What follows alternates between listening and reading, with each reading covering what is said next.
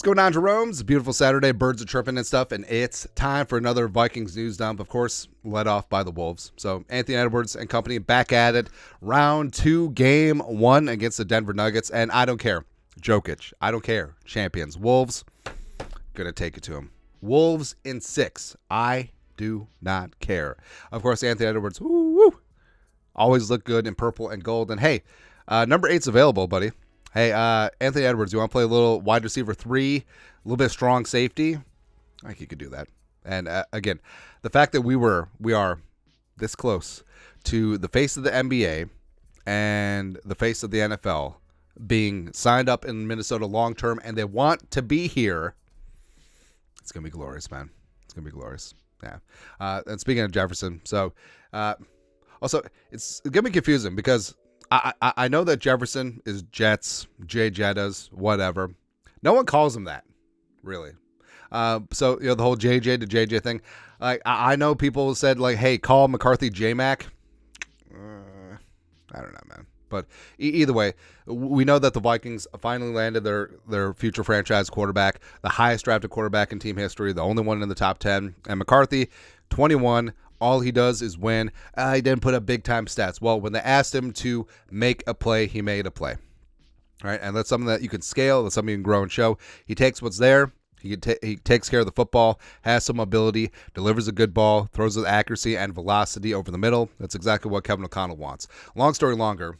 So, it's like every single quarterback who's drafted just like, well, ready to go to work, coach, and we're going to live in the film room and all that stuff and blah, blah, blah, blah, blah. I mean, hell, even Johnny Manziel, when he was drafted by the Browns, probably was like Mike Pettin, hey, gee willikers, let's work, buddy. Nonsense, man. But, Josh McCown is in the quarterback room, too. Josh McCown is literally the Forrest Gump of quarterbacks. I feel like he's been everywhere, man. Yeah, but Vikes fan page put this together. Vikings quarterback J.J. McCarthy, quote, I told Coach O'Connell, if you take me, you're getting the hardest worker, and we're going to win. I can't wait to get going, end quote. And, of course, the draft call, Kwesi was talking about, would you promise me? Hey, pick me. We're going to win games. And I don't think it's BS. I think legitimately this kid has like an aura about him where he's going to find a way to win. And I feel like that mentality is contagious, and I feel like it will engulf the locker room in a positive way. And he comes off with this whole Boy Scout mentality, yes, but the kid puts in the work. He grinds. Teammates love him. Harbaugh loves him, and I think that he is going to be the guy, right? I think that he has the fewest question marks. We've talked about maybe his ceiling is capped. Like maybe he comes out as a really good version of Kirk Cousins, but a winner, as well as maybe Brock Purdy plus. I mean, the Niners were within a few clown farts away from winning a Super Bowl with Brock Purdy at quarterback last year. So I think I could take that. I think I can handle that. Something I can also handle. So PFF asked this question. Which of these quarterbacks will have the best career? Now, I'm pretty sure they left Caleb Williams off the graphic because, I mean, they know that the Bears are going to ruin Caleb Williams. And also Penix, because by the time Kurt's contract is over in Atlanta, Penix will be on Social Security, like eating pudding. Prudence? I don't know. But, so Daniels, I worry about Daniels of Washington. Like, I don't trust Cliff Kingsbury at all. He does have Scary Terry, but I don't know, man. Bo Nix and stupid ass Sean Payton, whatever. And Drake May, we said our piece about Drake and the Patriots. I worry about the offensive line outside of Onwenu. I worry about the weapons, even though, yes, they drafted Polk and Javon Baker, and they got KJ and Bourne and whatnot. But we said May needs to go to a spot where he can sit and marinate and be surrounded by talent. That ain't the Patriots. And also, I trust Alex Van Pelt with the quarterback as far as I can throw him. So, no. But, McCarthy, even though I think that Darnold has a decent shot to hold on to the job, I think McCarthy could earn it as a rookie. And obviously, long term, he's growing and showing. He takes what the defense gives him. I think that eventually he could grow out of being a game manager and become a legitimate assassin, a guy that you win games because of, versus a guy that you win games with, which I think that he will be at the start of the season and the start of his career. But, I mean, obviously, best career. I mean, obviously, the answer is McCarthy because I mean, Jane Daniels and Bo Nix are also like Penix. They're like 75,000 years old. And May, I mean, if May gets ruined in New England, that might be a wrap. So, I mean, obviously the answer is JJ freaking McCarthy. Obviously, and also an answer. So, I know that Vikings fans have been champing at the bit for years. Like every single offseason, when's OBJ coming to purple? Oh, the connection with he and JJ, Kwesi with him with the Browns, even though Kwesi was assistant GM when the Browns let him go. Oh, Kevin O'Connell and OBJ, they won a Super Bowl together, sure. But I don't like, how does OBJ keep getting these contracts? So 1-year deal worth up to $8.25 million from the Dolphins. Like he fleeced the Ravens last year out of $9 million, which I don't like. I don't get it anymore. Like I know that OBJ is fine, but has he really made a career off of one catch? It's possible. Plus, here's the thing too. The Dolphins didn't need OBJ. Like they got Tyreek, they got Waddle. They invested a couple of draft picks in receivers too. So I don't understand it. I don't get it. Like, I know you're trying to give Tua every opportunity to succeed, but if he can't succeed with Tyreek and Waddle, like, what's OBJ going to do? Like, for me, the Dolphins' offense was right here before they signed OBJ and is right here after they signed OBJ. And also, I mean, Mike McDaniel, at his heart, he wants to run the ball. So, why? I just don't understand it. Something I do understand is the Vikings' 2024 schedule. So reportedly, the NFL schedule release is going to go down on Thursday, the 9th, probably on Fox or something like that. And also, you know what's crazy about the NFL?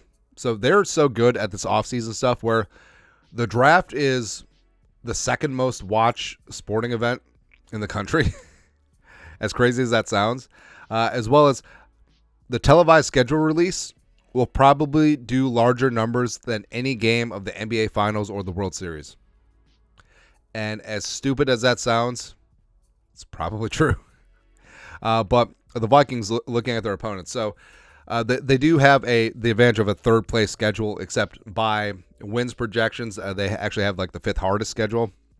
But that doesn't mean anything this time of year. But the Vikings, they do have 9 home games and 8 away games this year because of the rotation. But they will lose one of the games to London, which we'll get to in a second. Vikings, of course, have the 3 at home against the Packers, Bears, and Lions, and 3 on the road against them too.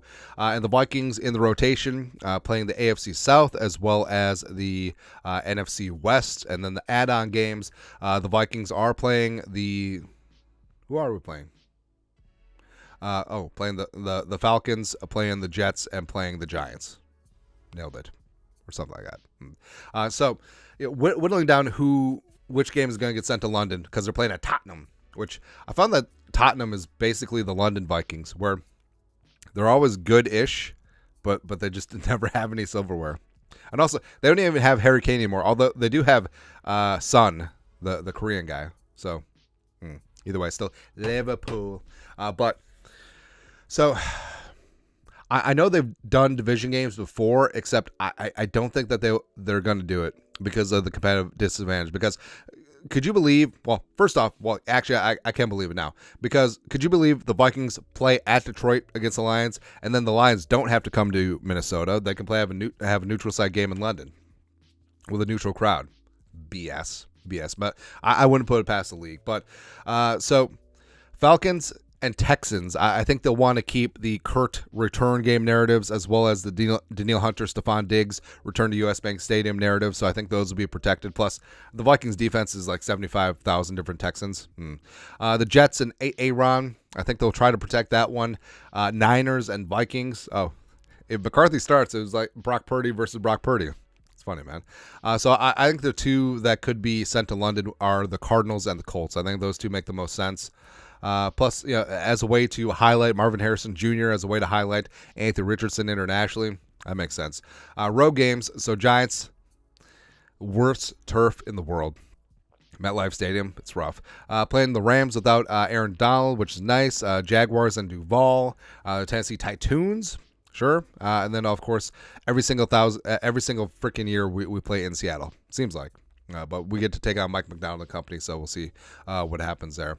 Also, seeing what happens where I don't know why Caleb Williams is just he's ramping up the degree of difficulty because no quarterback is ever going to succeed rocking the neckbeard Kyle Orton number, the 1-8.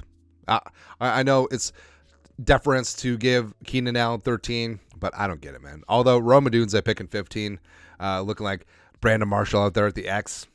It's pretty good. It's pretty good, man. But also, like, forced perspective, people talk about Bryce Young's height. What about Caleb Williams? What is this, a quarterback for ants?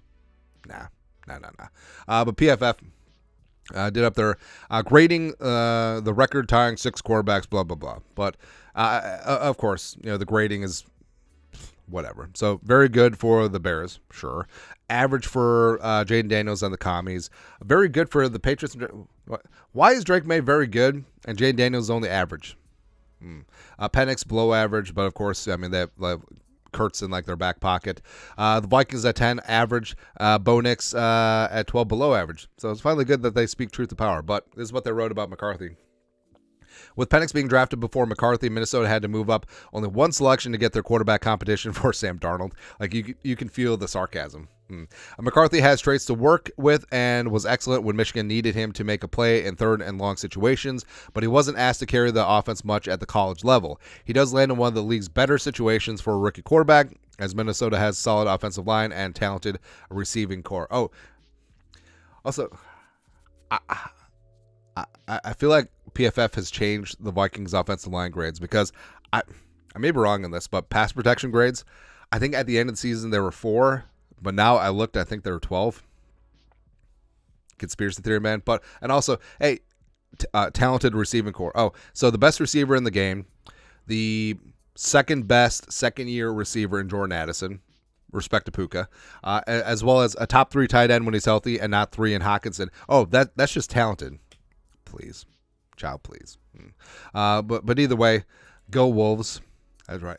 Beat the piss out of the Nuggets tonight. Take back home court advantage.